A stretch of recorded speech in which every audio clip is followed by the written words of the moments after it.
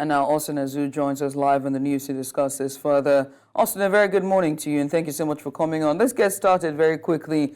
From your report there, we can see all of the residents that you were speaking to saying that they are not going to go to the Ewu camp. That's the IDP camp. So let me understand this. Help us just put this into context. What is the distance between Okuama and the IDP location?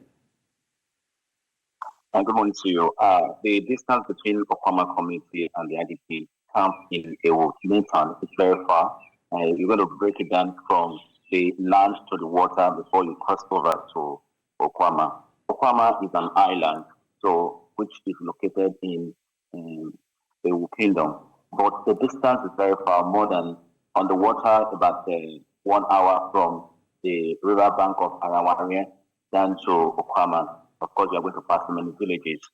But, however, I don't know the reason why the government insisted that people must leave Okuama down to the other side, which is the traditional headquarters of the kingdom.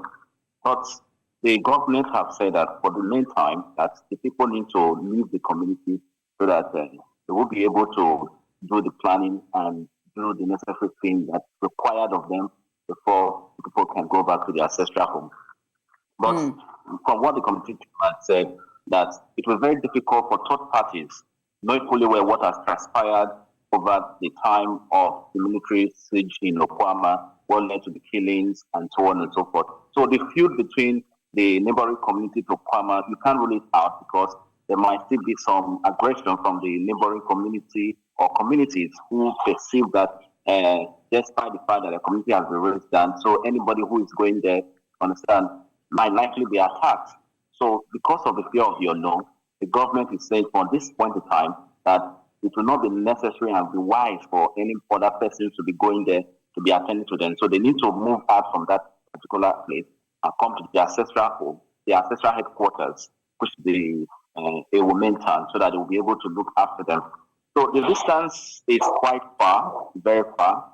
So for them to live there to the main IDP camp here, I think they have their reasons, and they have said it why they won't be able to go to the IDP camp.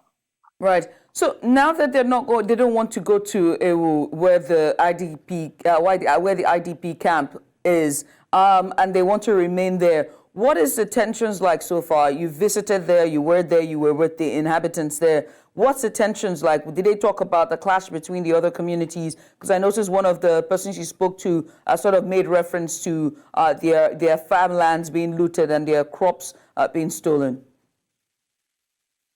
Yes, barely 24 hours after the army announced their departure from Okuama, there were reports about some other neighboring communities who infiltrated the Okuama community trying to loot their property, and they had some clash that led to severe injuries, and reportedly that one person or thereabout lost his life thereabout. But the subject matter here is that the people are willing to stay, that the only place that they have at the moment still remains the church, that place will be comfortable for them, because at the moment they lamented they have nothing, no food, no clothes, all through the 6 weeks they are in the bush, and just at their own mercy that they survived it. The atmosphere in Okuama is not palatable. The houses were all brought down. Economic trades were brought down as well. So even the little domestic animals they had in the community were not spared. So coming back to Okuama at this point in time, you are going just at your own mercy. The day we went there, I wept, because I imagine people who have lived their life in the community. Imagine the retired civil servant who spent 35 years in service. He built a house for himself. He built another apartment for his family, and one other apartment that he proposed to be running his personal business.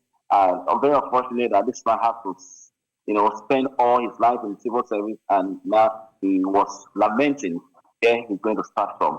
Likewise, other persons whose building were equally brought down. A woman who interviewed Yellow, who just came from the bush That means that the only thing she has remains the clothes she was wearing. So the place at the moment is not a good state for people to stay, but they decided that they will be staying there. Now they need health, they need to be attended to health-wise, they need food, and they need shelter as well. So how will these people get all this put together?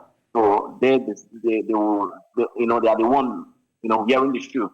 They should be able to express themselves the way they wanted it. So we are waiting for government to come. If government is going to have a plan B for them, or the government will go ahead with what they have planned out already.